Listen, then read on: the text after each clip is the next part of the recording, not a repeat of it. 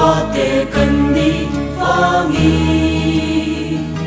ama I trôi moyang alo kale malok song ama I om che lang gu ba thian pha te kan no ni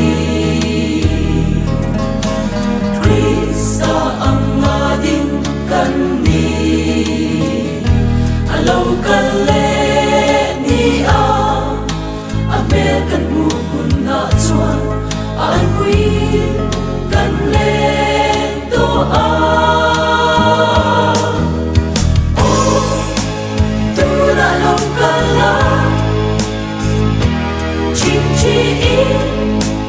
nal pa chu I bia kan ma ani ami ti kan ni abiram rual ti kan ni kuni ibia Krista si pai te kan ni ran thuam pham kim in belly ama I avang u rado min ne saturi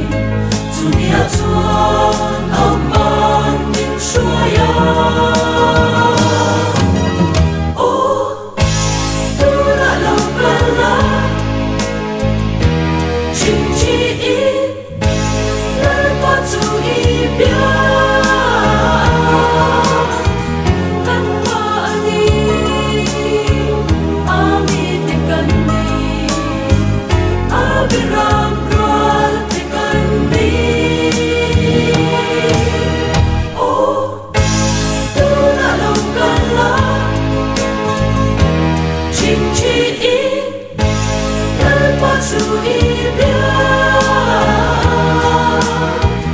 kan ma ani ami te kan ni abiram rual te kan ni kuni ibia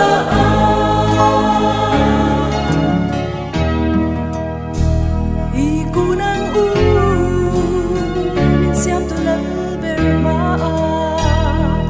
ching ching kan lal pathian ma abiram le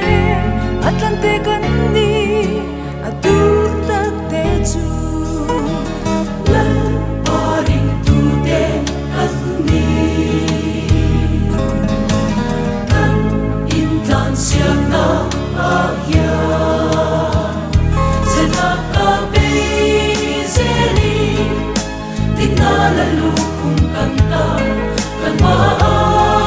da to si a o tu na lo kala ching chi I lal pa chu I bia